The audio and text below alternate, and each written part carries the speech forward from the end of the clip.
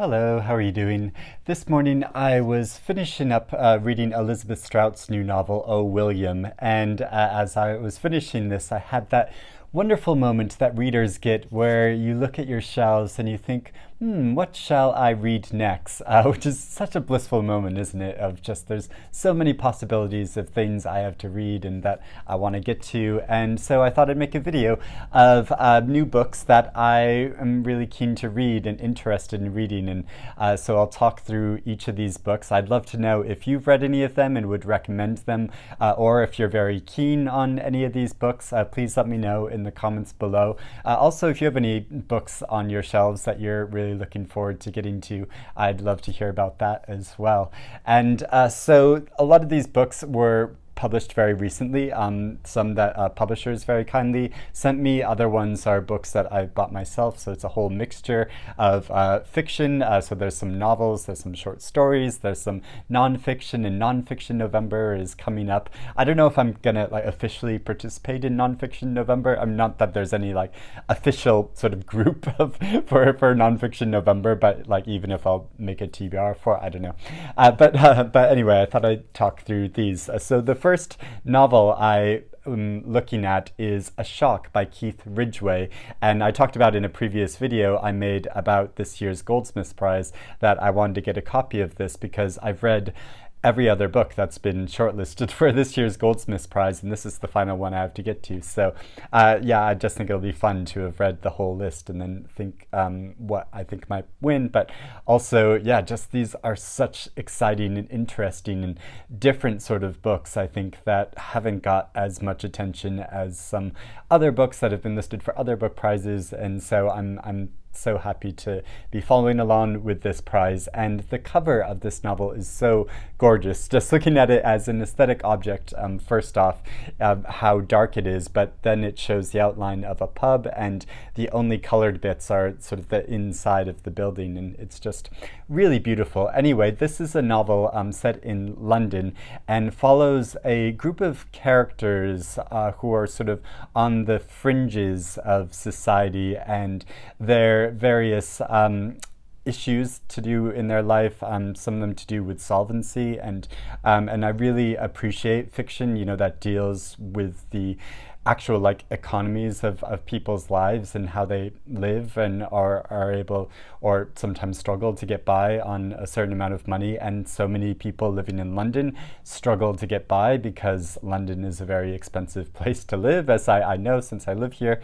But yeah, I love reading about different parts of London, and I think this follows a number of characters in an interesting way that seem sort of loosely connected to each other, but then it gets more into the detail about how they sort of don't even understand their own lives in a full way, and the sort of the fuzziness of our own sense of self-perception.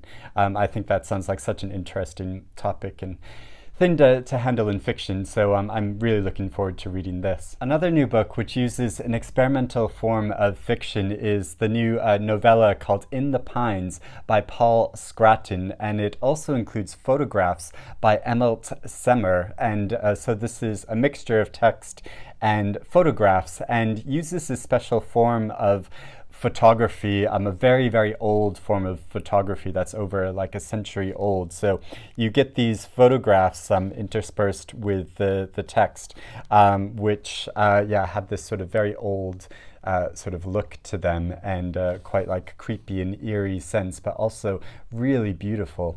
And it's about a man that lives in sort of reclusively in the forest and his connection with the natural world, and I'm just so drawn to that story. And so yeah, I'm really keen on this book. Then there is a newly printed edition of a classic dystopian novel called We by Yevgeny Zamyatin, and I'm really keen to read this or reread this, although it's kind of a new reading because this is a new translation version of this novel by Bella Sayevich.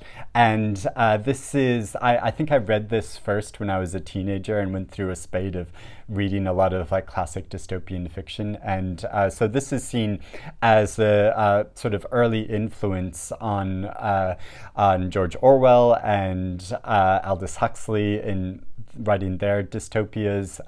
The novel is about a kind of totalitarian state, although I don't think it's really defined as that, but it's ruled by the great benefactor who has very strict rules about how society is ordered, and as long as you follow those rules, you are completely happy. But if you want anything outside of that, then there's an issue, as does one of the characters in this, who discovers desires outside of what is expected by them by society, and so following that story, and is also very much about the issue of surveillance and sort of privacy, and which are very topical issues when you think about like the internet and stuff today.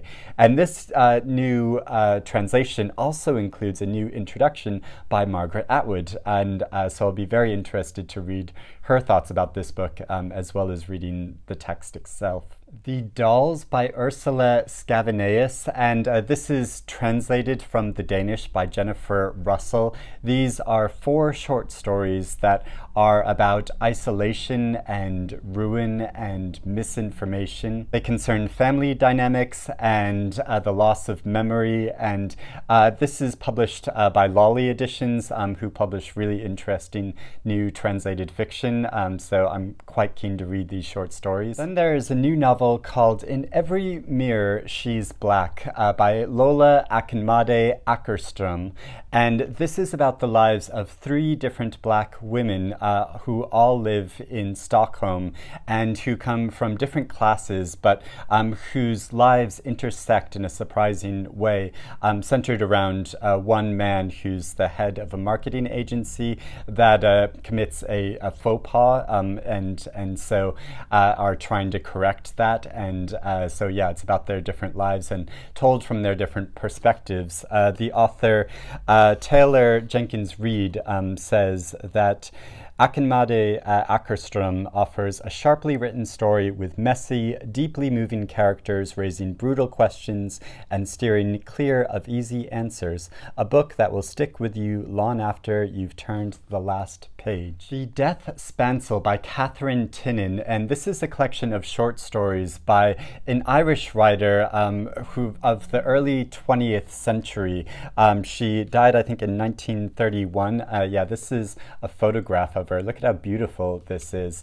And she was a very prolific author. She had a famous literary salon. She wrote over 100 novels, as well as memoirs and poetry and short stories. And her work often concerned nationalism and Catholicism and feminism. But she also wrote some stories that were slightly more supernatural. And this is the first time her stories of that sort of genre are collected together, and I think they sound so fascinating. They have to do with curses and apparitions, and so, you know, very topical for this time of year. Then I have a new book of Irish fiction by the writer Claire Keegan, and it's a novella called Small Things Like These, which has a very beautiful cover, and it's centers all around in a coal and timber merchant who, in lead up to Christmas, is having it's his busiest season, and he's sort of making the rounds around his community, and he sort of learns about the complicit silence of this community in regards to the Catholic Church. Born of No Woman by Franck Bouysse, and this is translated from the French by Laura Vergnard, and this is about a priest that goes to visit a woman in an asylum, to give her a blessing, and he learns, and well, he discovers there that she has some secret diaries which she's been keeping to tell her own story, because she was born into poverty and sold to a rich man and was used by society in a number of different ways, and she's never been able to give her own perspective except through these diaries. And so he learns about her life through this way. This won many awards in France and was a big bestseller. It sounds like a really fascinating, powerful story. Next, I have a couple of new cookbooks, and I really enjoy getting new cookbooks, or at least, well, one of these is only partially a cookbook. But so first off, there's Cook As You Are by Ruby Tandoh, who was a finalist in the Great British Bake Off in 2013, I think.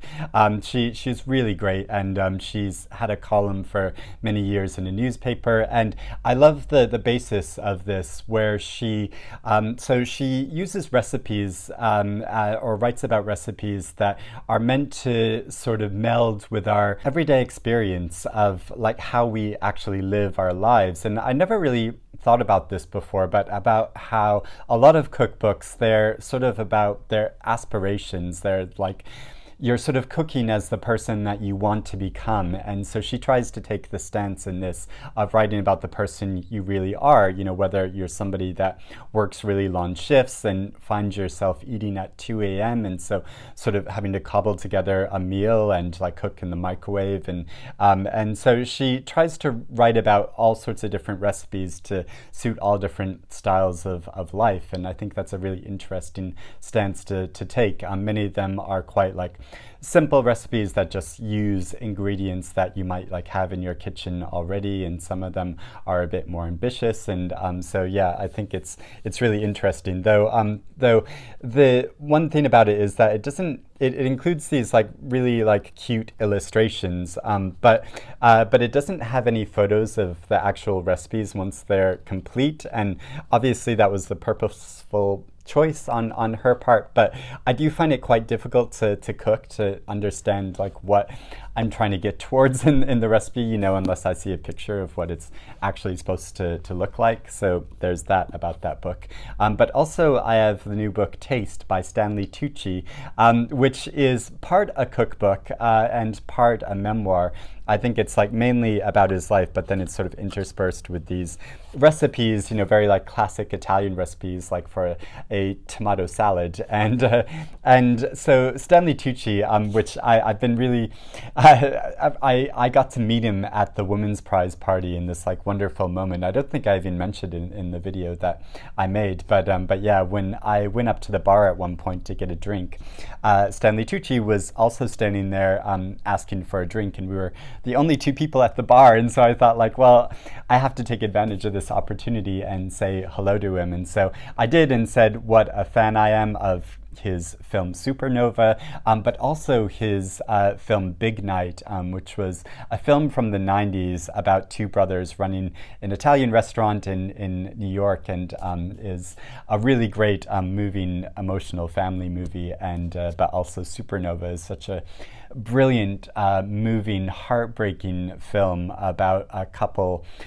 towards the who are later in their life, and Stanley Tucci is facing Alzheimer's and trying to deal with that as a couple. It's such a beautiful movie. Anyway, this book is about his life and about his development as an actor, but also as a cook. And he's a really passionate cook and is really passionate about food, and so talking about that. And I think this will be such a pleasure to read. Another new memoir I have is Rob Doyle's book Autobibliography. For some reason I have trouble like saying that name, and this covers a year in his life when he read 52 different books, and it's about his reflections on these books and his sort of personal take on them.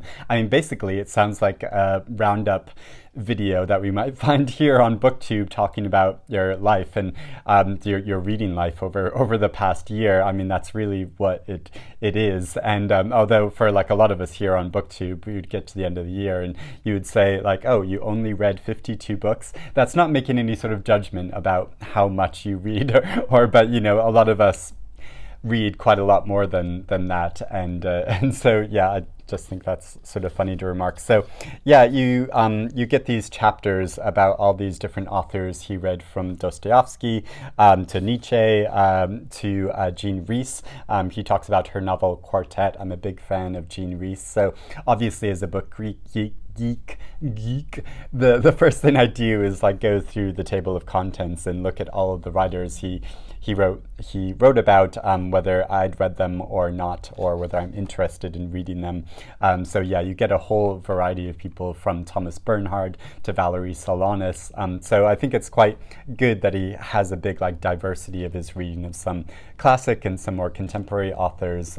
But yeah, I think this will be really fun to read in a, as a real book geek. I also have another memoir called Free by Lea Ypi, and this is a book about her life growing up in Albania during a time of radical change. So in 1990, Albania was the last country in Europe, Soviet country, to still live under Stalinism, and so in 1990, that communist system fell, and suddenly the country was opened up to a whole range of new possibilities of what they could become, but then there's a rapid disillusionment with that, as the country experienced real financial trouble, as a number of pyramid schemes sort of set to like financially crash the country, and so there's a lot of disillusionment, and so yeah, it's following that path in the country's cultural life through her own personal experience with it and reflections on it. And so she's a professor of political theories at a London school, and I've heard really great things about this memoir and book. Bob the Booker was talking about it on his channel, and he made it sound so good and like such a powerful story, so it's one I'm really keen to read. And the final new nonfiction book I have is Strong Female Lead by Arwa Mahdawi, and this is a book which is examining how many of our great political leaders, or many leaders that we've had that have led us into some really disastrous situations, have really embodied what are seen as like traditionally masculine qualities, whether these leaders were men or women. And so what she is trying to propose in this is that maybe political leaders should embrace what are considered more feminine qualities to do with empathy and connectedness, like rather than these sort of like strong patriarchal sort of senses of leading.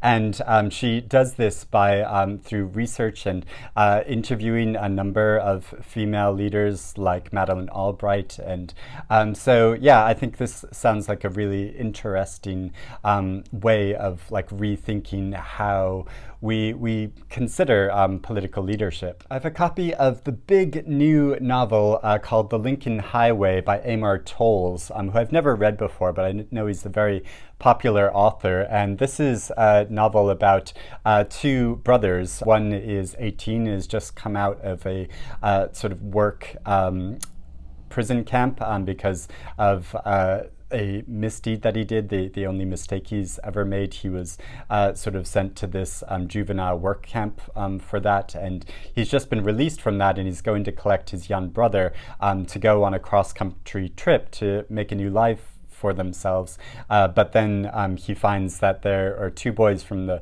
work camp who have followed him here for this, and they join them on that journey for, was quite an epic journey of, how long is this? It's about 570 pages or so. But yeah, I'm quite curious to try reading his writing. I have another book of short stories which feels very topical for this time of year, called The Dummy by Nicholas Royle. And these are stories that sort of are about the supernatural. They're about doppelgangers and ghosts and dummies, and but they're all infused with this kind of macabre sense of humor, and I think that sounds really intriguing. Also, it's interesting how the inside cover of this Swan River Press edition has these kind of stamps on them, which is really beautiful. And finally, I have a new novel which also feels kind of topical for this time of year, called The Lighthouse by Christopher Parker. It's a debut novel, and it's about a young woman who's trying to put her life back together after the death of her mother, and she travels across the country to this small town called Seabrook, where she meets there a young man that she's sort of drawn to and has this connection with. But this town has lots of strange mysteries to it, especially centered around this one lighthouse in the center of the town. And so it's about them discovering what's really going on in this community. And it's interesting how this copy came with a recipe. And I think it's interesting how some novels now come with recipes to try to intrigue you to get into the mood of the story. Though this is basically a recipe for making a batter, and then you can put whatever you want in the batter to then fry it. And so in this case, they use Oreos, which, I don't think is a recipe I'd probably want to make, but that's a very American recipe. It sort of draws me back to, or you could say it's a Scottish recipe, but it's sort of draws me back to my childhood of eating a lot of fried dough at the park fairs and stuff like that. So, I think it sounds like an intriguing new novel. So those are all the books I want to talk about. Like I said, let me know if you've read any of these and would really recommend them, or if you're curious about reading any of these now, let me know about that in the comments below. But I hope you're doing well and reading good things, and I'll speak to you again soon. Bye-bye.